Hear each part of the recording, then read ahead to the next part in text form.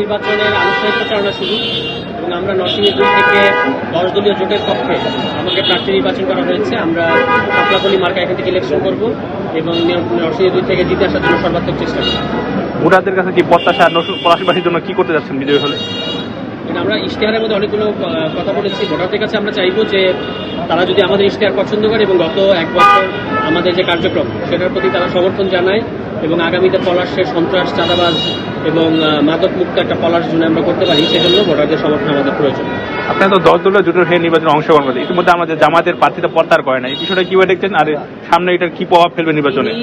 দলীয় এবং জোটের নির্দেশ অমান্য করে একটা শৃঙ্খলা ভঙ্গ করেছেন এবং তাকে নির্দেশটা দেওয়া হয়েছিল যে তিনি যেন মনোনয়ন প্রত্যাহার করেন, কিন্তু তিনি একটা নাটক মঞ্চস্থ করেছেন আমরা দেখতে পেয়েছি এবং এ ব্যাপারে আমরা আমাদের দলের পক্ষ থেকে জোটের সাথে কথাবার্তা বলেছি।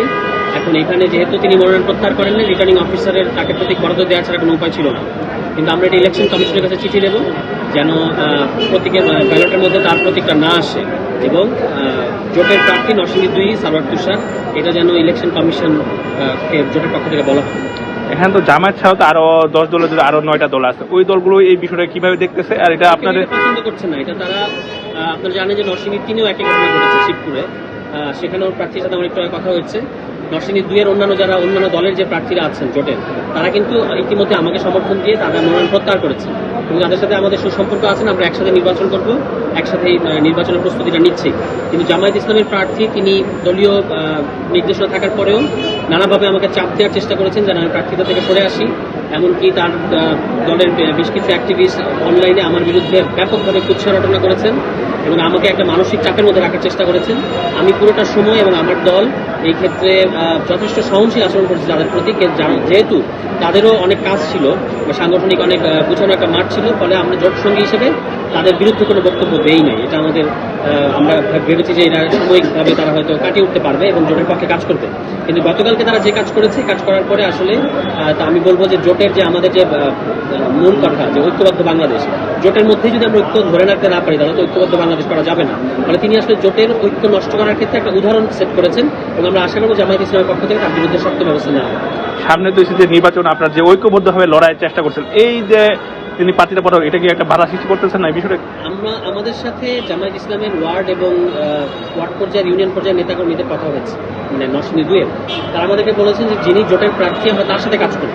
কিন্তু এই ক্ষেত্রে আমজাদ হোসেন এবং আমজাদ হোসেনের সমর্থকরা এক ধরনের এক পরিবেশ তৈরি করেছে যাতে করে এমনকি জামায়াতের যারা বিভিন্ন পদে আছেন নরসিংদী 2-এর তারাও কিন্তু বিব্রত, কারণ তারা দলের নির্দেশ মানতে প্রস্তুত।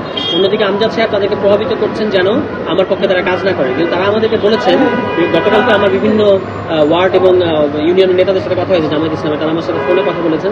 তারা আমাকে বলেছেন যে ভাই, সর্বশেষ জোটের সিদ্ধান্ত যেটা, যিনি প্রার্থী থাকবেন আমরা তার সাথে কাজ করব। এটা তাদের পরিষ্কার বক্তব্য আমার প্রতি ছিল। কিন্তু আমরা আমজাদ সাহেব এবং তার যারা মানে সমর্থক গোষ্ঠী, তাদের এক ধরনের মানে বিশৃঙ্খল পরিস্থিতি তৈরি করার মতো একটা প্রবণতা দেখতে পাচ্ছি।